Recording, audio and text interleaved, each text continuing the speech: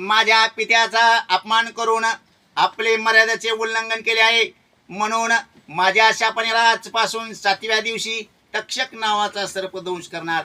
भगवान परमात्माचून यादवाचे युद्ध झाले. परमात्मा निधान गतीला कस काय गेले, परमात्मा गोकुळात दूध चोरून कस काय खावले आणि परमात्माच्या डोळ्यातून पाण्याच्या धारा लागल्या. अशा प्रकारे मी तुम्हाला इथपर्यंत कथा वर्णन करून सांगितली. आज मी तुम्हाला कोणकोणत्या कथा वर्णन करून सांगितल्या.